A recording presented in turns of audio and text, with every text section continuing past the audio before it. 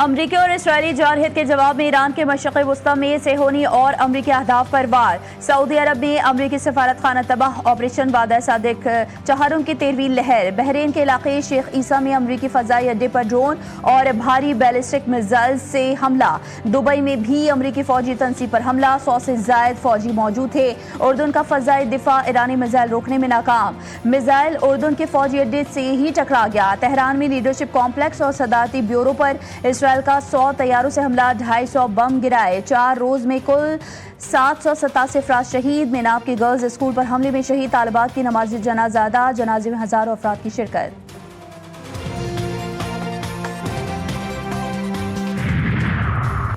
افغان طالبان نے شمالی بلوچستان میں ضلع قلعہ سیف اللہ نوشکی اور چمن سمیت 16 مقامات پر حملے کیے۔ 25 مقامات پر پاکستانی فورسز سے جھڑپیں ہوئی، تمام مقامات پر حملوں کو مؤثر انداز میں پسپا کر دیا۔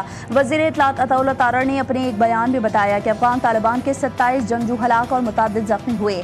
مادر وطن کا دفاع کرتے ہوئے ایف سی بلوچستان نارتھ کا ایک جوان شہید، 5 زخمی ہوئے۔ خیبر پختونخوا میں ایک مقام پر زمینی حملے کی کوشش کی گئی، 12 مقامات پر فائر ریٹ کیا گیا۔ رات بھر جاری کارروائیوں میں 40 افغان طالبان مارے گئے۔ جی ٹی وی نیوز کی خصوصی افطار ٹرانسمیشن عرفان رمضان کی مقبولیت برقرار۔ ثنا خواہ فرحان علی وارث ٹرانسمیشن کے میزبان، شیف گلزار کے مزے کے پکوان بنانے کی تراکیب۔ ٹرانسمیشن میں خصوصی پروگرام کے میزبان محمد ولید شیخ، علماء کرام کی ازدواجی زندگی میں عدم برداشت، طلاق کی بڑی وجہ کے موضوع پر گفتگو۔ حمد و نعت خوانوں کے خصوصی کلام۔ خصوصی افطار ٹرانسمیشن روزانہ دوپہر 1 بجے سے افطار تک، صرف جی ٹی وی نیوز پر۔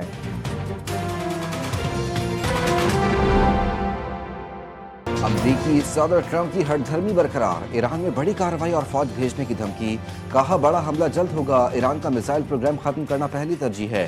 ایران کے پاس امریکہ تک پہنچنے والے میزائل تھے، امریکہ اور اسرائیل حملے میں ایران کے بیلسٹک میزائلوں کی سائٹس کو نشانہ بنایا، طویل فاصلوں تک مار کرنے والے ایرانی میزائل خطرہ ہے، ایران کو کبھی جوہری ہتھیار حاصل نہیں کرنے دیں گے۔ امریکی اور اسرائیلی حملے میں ایران کے 49 رہنما مارے گئے۔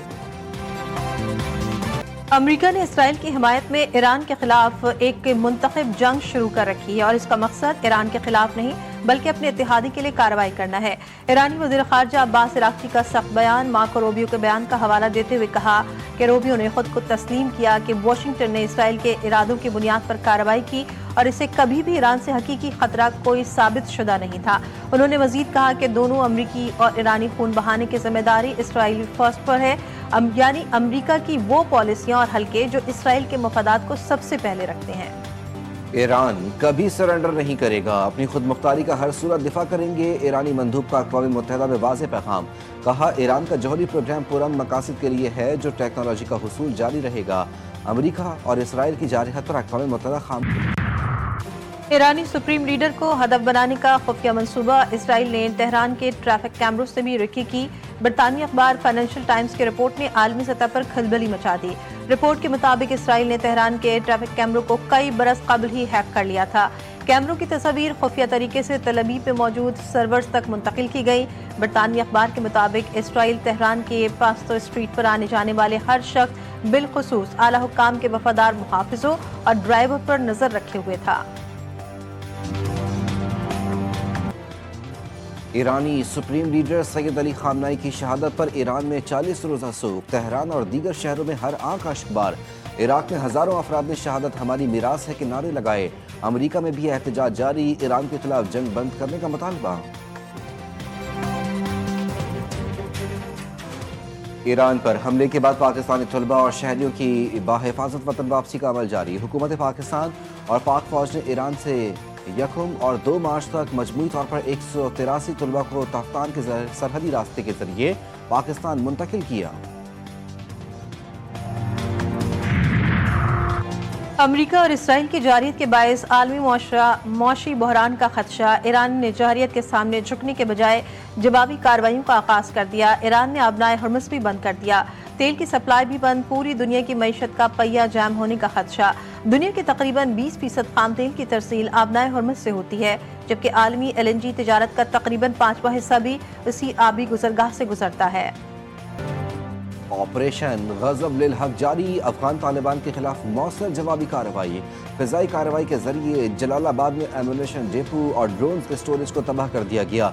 सिक्योरिटी जराये के मुताबिक अफगान तालिबान की जारहत के जवाब में पाक अफवाज के मौसर और तबाहकुन जवाबी हमलों में अफगान तालिबान और फितना अल खवारिज को भारी नुकसान का सामना। सिक्योरिटी फोर्सेज अफगान तालिबान रजीम की जारहत का मुंह तोड़ जवाब देने के लिए पुरअज़्म। अफगान सरजमीन से पनपती दहशतगर्दी आलमी सतह पर तशवीश का बायस, पूरा खित्ता इसके असरात से मुतासर। साउथ एशिया टेररिज्म पोर्टल और अफगानिस्तान इंटरनेशनल की रिपोर्ट्स के मुताबिक अफगानिस्तान दहशतगर्द गिरोहों और प्रॉक्सीज के लिए महफूज पनाहगाह बनता जा रहा है। यूरोपीय यूनियन ने तालिबान से मुतालबा किया है कि वो अपनी सरजमीन को किसी दूसरे मुल्क के खिलाफ दहशतगर्दी के लिए इस्तेमाल न होने दें और सरगर्म गिरोहों के खिलाफ मौसर कार्रवाई करें। गैर कानूनी मुकीम अफगान शहरियों के खिलाफ क्रैकडाउन। इस्लामाबाद, मरी, चकवाल, जहलुम और अटक में कॉम्बिंग ऑपरेशन। मजमूई तौर पर 85 गैर कानूनी अफगान बाशिंदे गिरफ्तार। ऑपरेशन के दौरान गैर कानूनी असलहा और मनशियात भी बरामद हुई।